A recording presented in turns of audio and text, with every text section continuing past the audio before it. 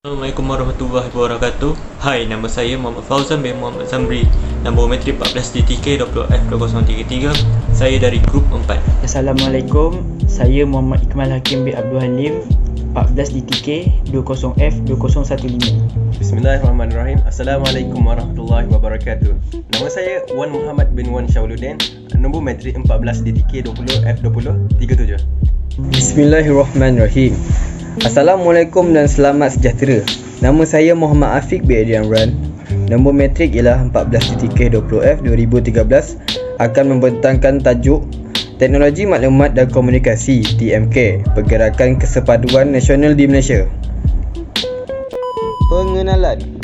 Teknologi ialah satu sistem bagi memudahkan manusia memenuhi keperluannya dari masa ke semasa.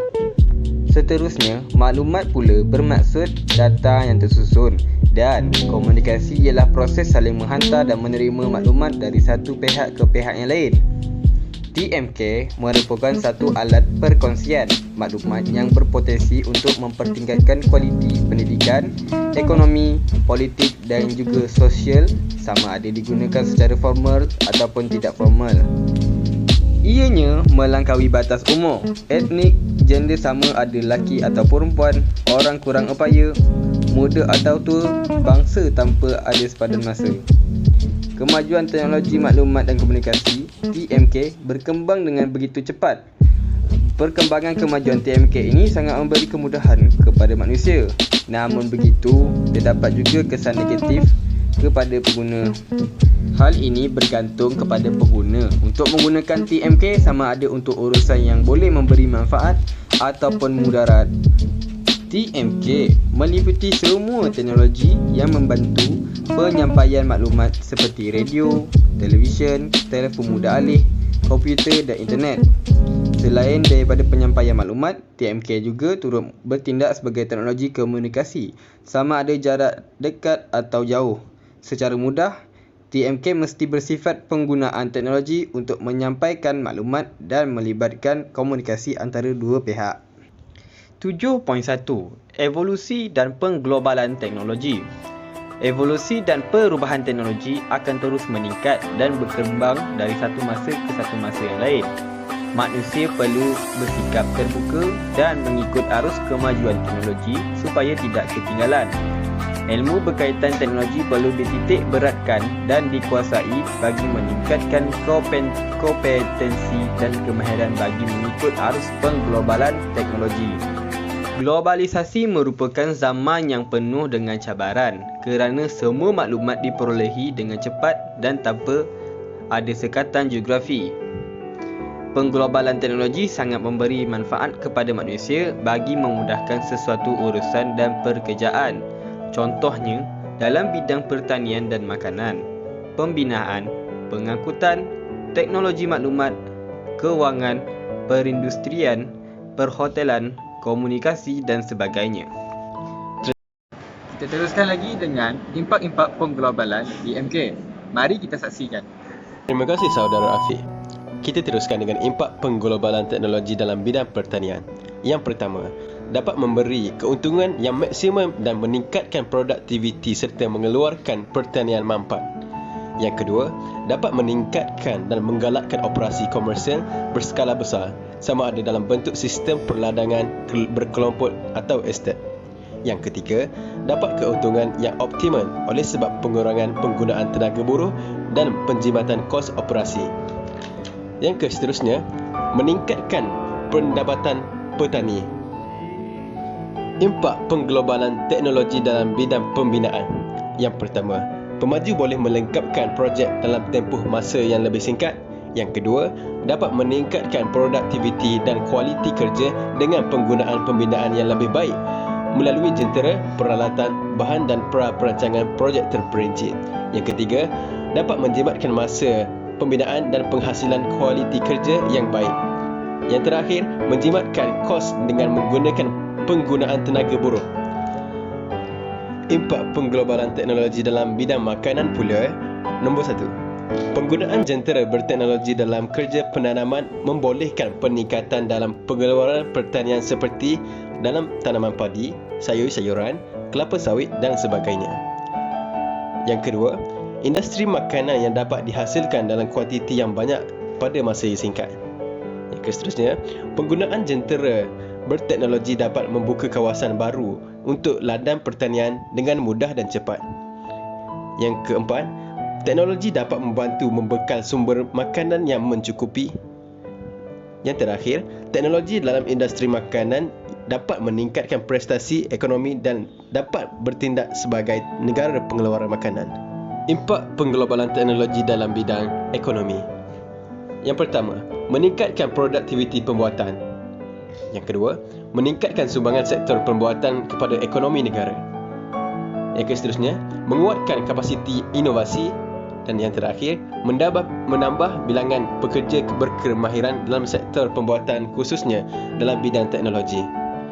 Impak positif penglobalan teknologi dalam bidang komunikasi dan hubungan. Yang pertama, perhubungan lebih mudah terutamanya jarak jauh. Yang kedua, maklumat dapat dicapai dengan lebih cepat walaupun jarak yang jauh. Yang ketiga, boleh saling kenal mengenali dengan individu lain sama ada yang kenali atau tidak dengan menggunakan rangkaian atas talian. Yang keempat, pelbagai kaedah untuk saling berhubung di atas talian melalui pelbagai aplikasi seperti WhatsApp, Telegram, Facebook, Instagram dan sebagainya. Yang seterusnya, boleh menjimatkan masa dan tenaga untuk berhubung dengan orang lain. Yang terakhir, dapat mengeratkan lagi hubungan silaturahim antara individu atau kumpulan. Impak negatif penglobalan teknologi dalam bidang komunikasi dan hubungan. Yang pertama, mudah tersebar berita palsu dan fitnah yang boleh merosakkan hubungan silaturahim. Yang kedua, pembaziran masa kerana terlalu lama laman sosial sehingga lalai dengan tanggungjawab yang lain. Yang ketiga, boleh mendatangkan ketagihan media sosial sehingga menjejaskan kesihatan mental dan fizikal. Yang terakhir, kurang aktiviti sosial secara bersemuka dengan orang lain. Mari kita teruskan dengan sejarah evolusi EMK. Mari kita saksikan. Terima kasih kepada Wan Muhammad. Seterusnya ialah sejarah evolusi teknologi maklumat dan komunikasi TMK. Istilah teknologi maklumat muncul pada sekitar dekad 1970-an. Terdapat banyak penyelidikan telah dilakukan bagi membiayai inovasi serta pembaharuan dalam bidang jentera komersial. Yang pertama ialah UNIVAC I yang direka bentuk oleh J. Presper Eckert dan Joe Mauchi untuk Biro Banci Amerika Syarikat. Pada akhir dekad 1970-an, penciptaan mikrokomputer dan diikuti oleh penciptaan komputer peribadi IBM pada tahun 1981. Sejak itu, 4 generasi komputer telah berkembang dengan setiap generasi melambangkan satu langkah yang dicirikan oleh perkakasan yang semakin kecil dan mempunyai pelbagai fungsi. Pada tahun 1989, rangkaian komputer Malaysia dikenali RANCOM dengan kemudahan sambungan antarabangsa telah ditubuhkan oleh Dr. Muhammad Awanglah. Mari kita teruskan dengan konsep hubungan manusia dan teknologi. Mari kita saksikan. Konsep hubungan manusia dan teknologi. Manusia telah berinteraksi dengan alat ataupun teknologi sejak zaman purba kala lagi. Dunia masa kini menyaksikan perubahan dan perkembangan sumber teknologi moden. Pelbagai bentuk inovasi dan ciptaan berteknologi tinggi dihasilkan sehingga memberi impak kepada kepesatan pembangunan teknologi canggih yang membawa dunia ke alaf baru. Kepesatan perkembangan teknologi moden ini telah memberi kesan yang amat besar dan mengubah landscape kehidupan manusia sejagat tanpa mengira peringkat usia. Dengan kehadiran teknologi moden sekarang, manusia dapat menjalankan tugas dengan lebih cepat, mudah dan murah. Sehubungan itu, manusia perlulah bijak menggunakan teknologi yang ada untuk tujuan kebaikan dan kemaslahatan serta kesejahteraan manusia. Teknologi adalah sebagai alat untuk mencapai kemodenan dan kemajuan sesebuah tamadun. Manusia adalah sebagai pengawal atau pengguna kepada teknologi. Oleh itu, jika teknologi dapat diguna dan diurus dengan baik dan betul, maka hasil matlamat yang diletakkan akan berjaya. Sekiranya teknologi disalahgunakan, maka akan matlamat tidak tercapai dan membawa kerosakan kepada manusia. Itulah sahaja daripada kumpulan 4. Sekian, terima kasih.